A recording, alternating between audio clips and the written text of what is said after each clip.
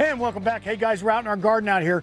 Let's talk a little bit about how you should be watering right now before we get into flowers. First off, folks, you're backing off on your watering. You're not backing off on how deep you're watering. You're only backing off on the frequency. So right now, about every 2 weeks, we're watering around all our trees and shrubs, about 2 to 3 foot deep. So making sure that you can put a probe down approximately 2 to 3 feet in the soil is going to be the ideal situation, so that the water is actually getting down beyond that root system, pushing out those salts and creating that kind of pulsing action that's so important out here in the desert Southwest to water our trees and shrubs without them going through some type of stress. So let's talk about flowers here for a second and the types of flowers we put in this time of year. First off, a lot of our different types of bulbs.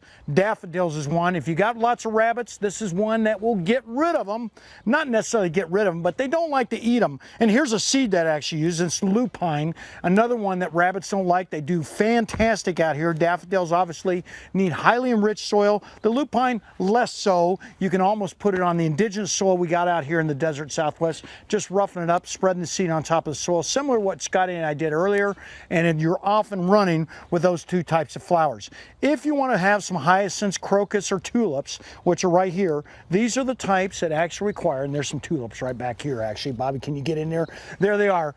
You want to go ahead and make sure we cold stratify those. What do we mean?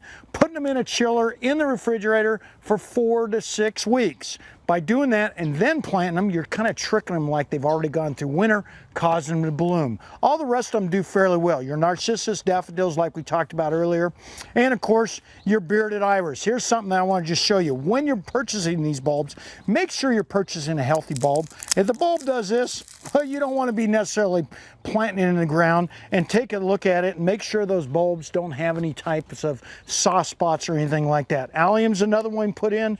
Another one that we put in is freesia, one of my favorite, hold up very well. And of course, lots of different types of wildflowers you talked about in the last segment.